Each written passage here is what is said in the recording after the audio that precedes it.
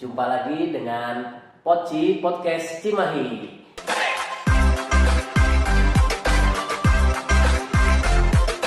Kami dari BPJS Kesehatan Cabang Cimahi mengadakan kegiatan podcast ini untuk memberikan informasi yang lebih luas lagi dan bermanfaat untuk seluruh peserta CKN.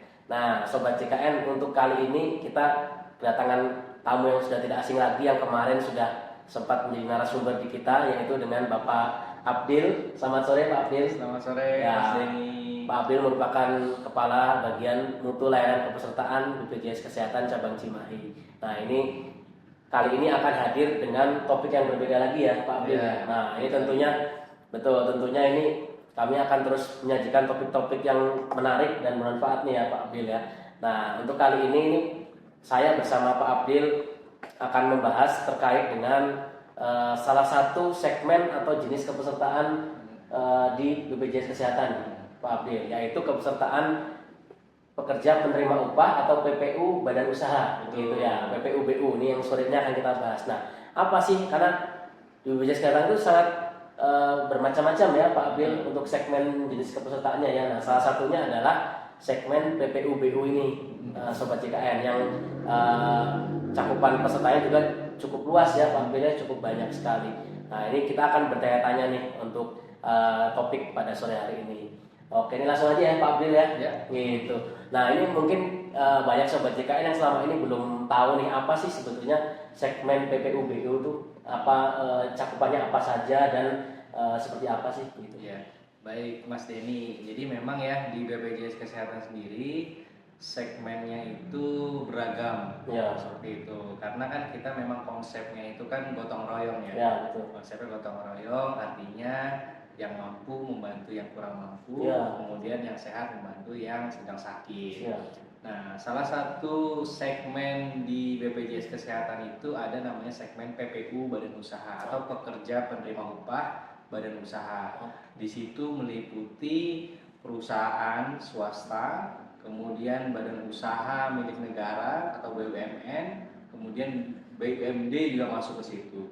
Jadi seluruh perusahaan-perusahaan memang memiliki kewajiban juga untuk mendaftarkan dirinya ke BPJS Kesehatan, dan itu masuk ke segmen PPU badan usaha, seperti itu Mas Denny. Jadi diwajibkan ya Pak ya, Diwajibkan untuk seluruh perusahaan ya, Betul. mendaftarkan perusahaannya. Betul. Dan juga karyawannya tentunya. Betul, karena memang kalau kita merujuk ke regulasi di Perpres 82, di situ disebutkan bahwa pemberi kerja itu wajib mendaftarkan dirinya sebagai entitas ke BPJS Kesehatan dan mendaftarkan karyawannya juga ke BPJS Kesehatan di bawah naungannya badan usaha tersebut. Nah, jadi memang sudah terstate di Perpres 82 tuh bahwa memang pemberi kerja itu wajib mendaftarkan dirinya dan karyawannya ke dalam BPJS Kesehatan. Itu kalau untuk apa ya, badan hukumnya atau jenis perusahaannya apa saja Pak Abdil, kira-kira yang termasuk ke dalam kategori PPU-BU ini Pak Abdil? Kira contohnya seperti apa? Ya, contohnya kalau misalnya kita BUMN seperti itu juga masuk. Badan usaha milik negara. BUMD juga masuk. Kemudian perusahaan-perusahaan swasta itu juga masuk. Kemudian kalau misalnya dia memang masih berbentuk CV, kemudian UMKM, itu juga bisa mendaftarkan di segmen badan usaha. Seperti itu. Jadi yang penting dia memiliki legalitas sebagai badan usaha dengan melampirkan NIB. Kalau perusahaan itu kan dia memiliki NIB, nomor induk berusaha. Betul. Selama dia memiliki NIB, kemudian ada NPWP-nya juga, kita bisa mendaftarkan dia ke segmen badan usaha, sehingga perusahaannya bisa menjalankan kewajiban untuk mendaftarkan karyawannya juga. Siap. Seperti itu ya Pak ya. Iya.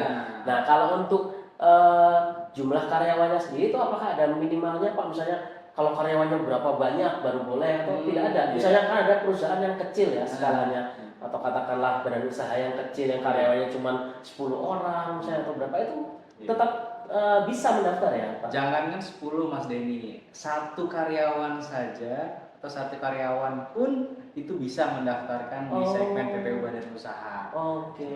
Asalkan memang sudah memiliki legalitas sebagai badan Ya, usaha itu tadi misalnya ya. ownernya punya karyawan satu gitu ya. Ya. Jadi dia bisa mendaftarkan perusahaan dan karyawannya, termasuk ownernya sendiri gitu. Oh. Jadi misalnya jadi ada 2. Iya, iya. Jadi bisa.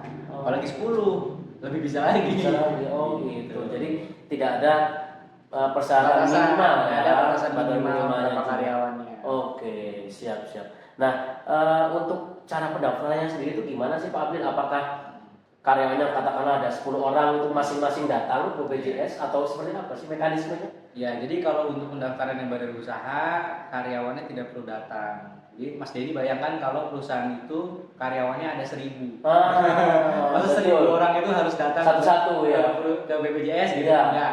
Jadi memang kalau di perusahaan itu biasanya memang yang mengurus terkait dengan BPJS Kesehatan adalah tim HRD biasanya seperti ini. Jadi iya. nanti HRD-nya cukup berhubungan dengan kita. Jadi di BPJS Kesehatan juga ada namanya Relation Officer atau RO.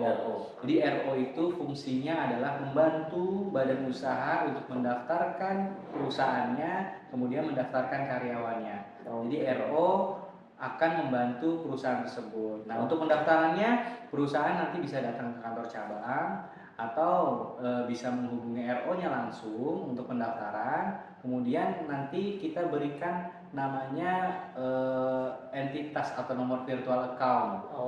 Gitu. Jadi identitas bahwa perusahaan itu sudah terdaftar. Setelah itu kita berikan lagi namanya aplikasi Edabu namanya. Nah, aplikasi Edabu itu fungsinya untuk mendaftarkan karyawannya. Kalau tadi di awal mendaftarkan perusahaannya, nah yang kedua mendaftarkan karyawannya. Nah, itu juga bisa dibantu oleh teman-teman dari RO. Artinya nanti perusahaan akan diajarkan gimana caranya mengaplikasikan Edabu tersebut. Jadi diajarkan nih gimana cara menambah karyawan, gimana cara mengurangi karyawan kalau ada yang non-aktif, gimana caranya update data karyawan. Misalnya ada karyawan yang memiliki keluarga gitu ya, kemudian anaknya baru lahir, kemudian bagaimana caranya karyawan itu kita update datanya ketika misalnya gajinya naik, seperti itu. Jadi nanti diajarkan semua oleh tim dari BPJS Kesehatan kepada badan usaha tersebut. Gitu. Untuk bisa mengoperasikan Edabu itu. Sehingga nanti ke depannya HRD perusahaan bisa mengoperasikan secara mandiri semua, seperti itu. Sudah. Jadi kalaupun ada penambahan, pengurangan, update data itu bisa dilakukan dari kantor mereka masing-masing. Gitu. Tidak perlu datang ke kantor. Tidak perlu datang ke kantor, dan karyawan pun tidak perlu datang ke kantor BPJS karena yang mengupdate adalah si HRD-nya melalui aplikasi Edabu-nya. Nah, ini informasi sangat menarik nih Sobat JKN. Sobat JKN yang merasa sekarang jadi peserta dari sebuah perusahaan ya atau badan usaha didaftarkan lewat perusahaannya. Nah, ini informasinya seperti itu ya Sobat JKN. Tidak perlu datang langsung ke BPJS Kesehatan. Lewat HRD pun bisa. Lewat HRD gitu. Jadi misalnya melaporkan perubahan data, baru punya anak misalnya gitu ya. Itu lewat HRD saja ya? Iya, betul. Karena memang di segmen badan usaha inilah yang kita berikan relation officer, Mas Denny. Jadi di segmen lain istilahnya kayak peserta yang mandiri kan nggak ada kita relation officer ya. Jadi hanya di perusahaan lah yang kita berikan relation officer. Sehingga perusahaan lebih memudahkan perusahaan untuk mengakses BPJS Kesehatan, mengakses informasi dan lain-lain. Mantap nih Sobat JKN informasinya.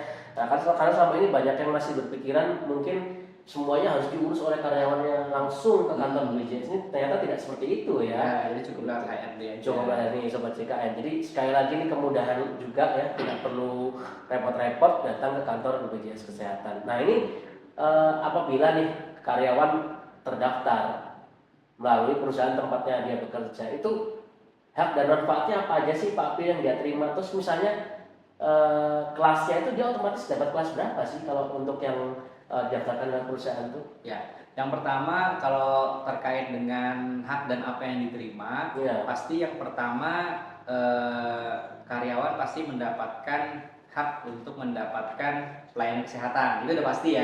Ketika sudah terdaftar ya, itu sudah pasti. Kemudian kalau terkait dengan iuran, ini kalau menurut saya tentu iurannya jauh lebih murah daripada yang peserta mandiri. Oh, Karena hitungan iurannya adalah gaji pokok plus tunjangan tetap yang dilaporkan ke BPJS Kesehatan itu proporsinya adalah 5%. Jadi totalnya. ya dikali 5%. 4% ditanggung oleh pemberi kerja dan 1% ditanggung oleh pekerja. Oh. Jadi misal pekerja itu memiliki gaji 5 juta gitu ya, Iya. gaji 5 juta. Artinya pekerja itu hanya dipotong 1%, Mas. Oh. Dari 5 juta itu, 1% itu adalah 50.000. 50.000. Nah, hanya dipotong 50.000. Dan itu dia bisa menanggung sampai dengan 5 orang. Oh. Hanya dengan potongan 50.000. Oke. Jadi dia bisa menanggung istri atau suami yang tidak bekerja dan 3 orang anak. Maksimal usia 21 tahun. Kalau memang masih kuliah ditanggung maksimal dengan usia 25 tahun. Oh. Nah itu, kemudian untuk kelasnya itu berdasarkan dengan gaji yang dilaporkan juga ke BPJS. Oh. Kalau misalnya dia memiliki gaji di bawah 4 juta, dia mendapatkan hak kelas 2. Oh, di bawah 4 juta. Di bawah 4 juta. Tapi kalau di atas 4 juta, dia mendapatkan hak kelas 1. Oh, seperti itu. Ya. Jadi memang dan di perusahaan ini, di PPBU ini tidak ada yang kelas 3, Mas. Oh. Jadi minimal kelas 2. Itu pasti ya? Itu pasti. Jadi walaupun dia gajinya misalnya 3 juta, 2 juta, 1 juta, itu tetap mendapatkan hak kelas 2 minimal ya. Nah, kemudian kalau untuk proporsi tadi yang 5% tadi, kita ada batas bawah dan batas atasnya. Oh. Nah, batas bawahnya adalah UMP atau UMK masing-masing daerah. Betul. Dan batas atasnya adalah 12 juta. Jadi kalau misalnya ada perusahaan yang masih menggaji karyawannya di bawah UMP, hitungannya tetap minimal dengan UMP. 5% dikali dengan UMP. Oh, itu yang kewajibannya sih. Ya, kewajibannya itu ya, kewajibannya perusahaan membayarkan 4%-nya, 1%-nya ditanggung dipotong dari gaji si karyawan, si pekerjanya. Oke, dan kalau sebaliknya ya, kalau ada yang gajinya melebihi 12 juta, potongan maksimalnya mengacu 12 juta. Ke 12 juta. Ya, jadi potongannya tetap maksimal 1% itu karyawan di 120.000. Oh. Nah, Mas Denny bayangkan kalau misalnya kita mendaftar peserta mandiri. Iya. Nah, kalau peserta mandiri itu kelas 1 itu 150.000 per orang. Per orang ya. Per bulan. Iya. Bayangin kalau misalnya berlima gitu ya. Nah, itu berapa ratus ribu yang harus dibayar? 750.000. Nah, sedangkan kalau misalnya kita terdaftar di perusahaan, anggaplah gaji kita di atas 12 juta, potongannya hanya 120.000. Untuk 5 orang. Dan itu untuk 5 orang.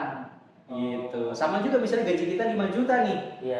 Potongannya hanya 50.000 untuk 5 orang dan kita tetap mendapat hak kelas 1 karena gaji kita di atas 4 juta.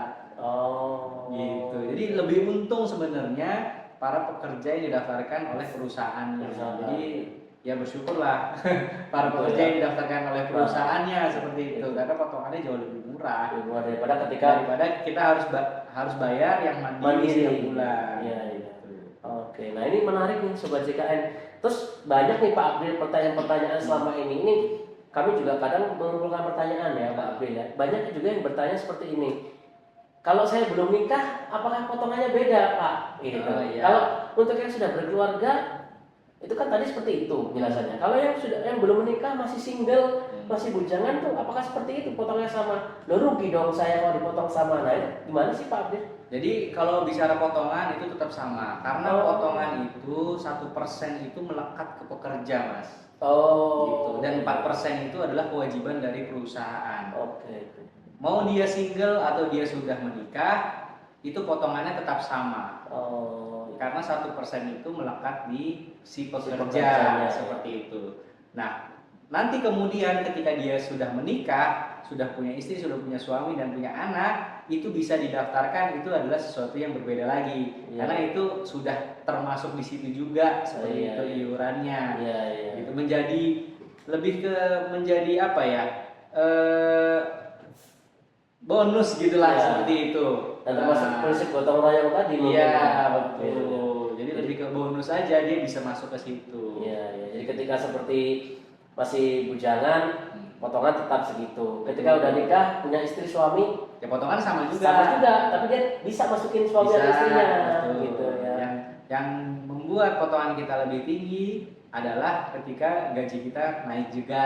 Seperti Karena itu. potongan atau iuran itu mengikuti gaji tadi Iya, ya. betul, gaji yang dilaporkan. Oke, nah ini menarik nih Sobat JKN ini mungkin terjawab ya pertanyaan-pertanyaan Sobat JKN selama ini karena banyak sekali yang bertanya dan merasa wah saya kalau single potongannya sama nggak sih sama yang udah berkeluarga nih? Ternyata sama Sobat JKN ya karena potongan atau iuran BPJS Kesehatan itu iuran JKN itu melekat kepada pekerjanya, jadi kepada yang bekerja ya Pak Bill ya, gitu. Jadi bukan tidak melihat tanggungan gitu. Ya. Itu tanggungan tanda kutip tinggal dimasukkan saja nih Sobat JKN kalau memang punya istri, sudah punya istri, punya anak gitu ya Pak Ya, Bill. betul. Sampai maksimal 3 orang ya. Maksimal 3 orang. Oke, ini Untuk Sobat- anak ya, Ya. maksimal 3 orang. Kalau istri 1 ya. Istri 1 nih Sobat JKN ya. Istri 1 bukan Istri 3 cukup 1, anak bisa sampai 3. Ya. Oke, nah ini juga ada pertanyaan nih Pak Bill. Kalau anaknya lebih dari 3, maka yang anak keempat dan seterusnya gimana Pak Bill? Kalau dari BPJS sendiri, kita memberikan opsi untuk menambahkan keluarga tambahan. Oh. Nah, keluarga tambahan itu dipotong lagi iurannya 1% lagi per kepala per bulan Oh. ke pekerjanya. Oke. Tapi nanti itu tetap dibayarkan oleh perusahaan. Jadi perusahaan yang memotong, nanti perusahaan yang bayar Oh. ke BPJS. Jadi tidak secara mandiri masing-masing karyawan seperti Iya. itu. Dan yang bisa mengakomodir keluarga tambahan itu adalah anak keempat, kelima dan seterusnya, kemudian orang tua dan mertua. Ah. Bisa. Jadi misalnya nih Mas Denny anaknya ada 5 gitu Betul, ya. betul. Potongannya Mas Denny yang pertama udah 50.000, misalnya anggaplah Iya. gaji 5 juta, Iya, 50.000 potongan Mas Denny. Kemudian Mas Denny mau daftarin anak keempat dan kelima. Iya, Kan itu kan tambahan lagi 1% per orang per bulan. iya. Artinya berarti 1% Mas Denny jadi ada 3.